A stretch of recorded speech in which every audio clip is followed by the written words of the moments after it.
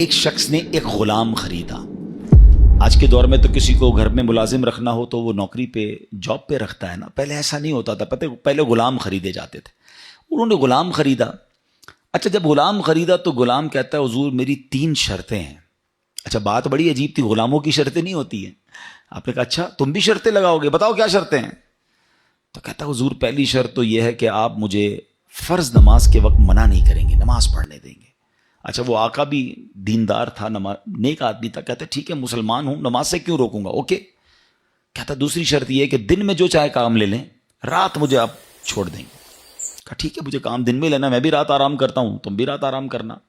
کہتا تیسری شرط یہ ہے کہ آپ مجھے اپنے گھر میں کوئی بھی ایک الگ سے کمرہ دے دیں گے تاکہ میں سیپریٹ رہوں۔ تو کہا ٹھیک ہے، میں نے بھی یہ سوچا تھا گھر میں بہت سارے کمرے ہیں، غلام کا کمرہ ہوتا ہے تو میں کمرہ دے دوں گا۔ شرطیں کوئی مشکل تھی نہیں، آقا نے ایکسیپٹ کر لی۔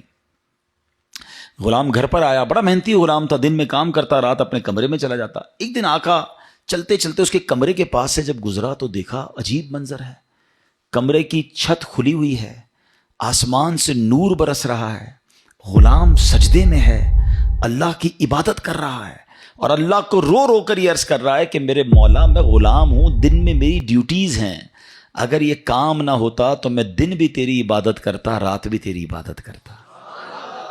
آقا بڑا حیران ہوا کہ یہ میرا غلام کیا چیز ہے، ایسی عبادت، ایسا نور اور ایسی گفتگو۔ اگلی رات ہوئی تو اپنی بیوی کو لیا کہ چلو میں تمہیں ایک منظر دکھاتا ہوں۔ اپنی زوجہ کو لے کر غلام کے کمرے کے پاس گیا، پھر وہی منظر، چھت کھلی ہوئی ہے، آسمان سے نور برس رہا ہے، غلام سجدے میں وہ ہے اور اللہ سے باتیں ہیں، بڑی کیفیت۔ جب یہ منظر دیکھا تو وہ میاں بیوی بھی آنسو بہانے لگے، وہ بھی رونے لگے کہ یہ کیسا غلام ہے۔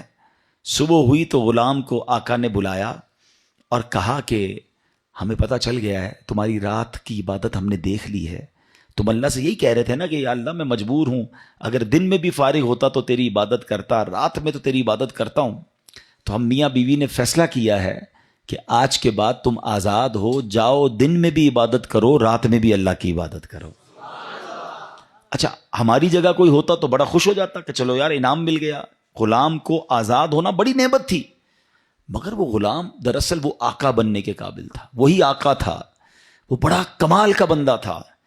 وہ پتہ کیا کہتا ہے، جب آقا نے کہا نا مجھے پتہ چل گیا تم رات کیا کرتے ہو اور اس وجہ سے میں تمہیں آزاد کرتا ہوں، تو وہ غلام اللہ کی بارگاہ میں کہتا ہے یا صاحب السر ان السر قد ظہر، اے راز رکھنے والے مولا، اے صاحب راز، راز تو کھل گیا، ولا ارید حیاتی بعد مشتہرا، اے اللہ میں اب راز کھلنے کے بعد زندہ نہیں رہنا چاہتا ہوں۔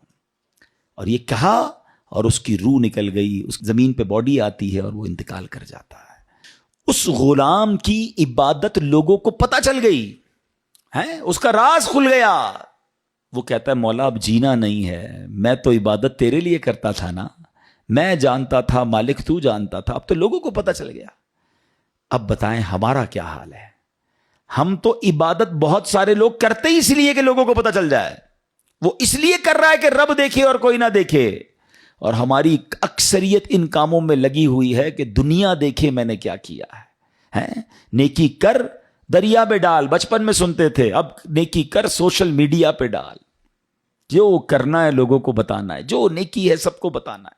اپنے دل سے پوچھو نا کیوں جی چاہتا ہے کہ میری نیکیاں لوگوں کو پتہ چلیں۔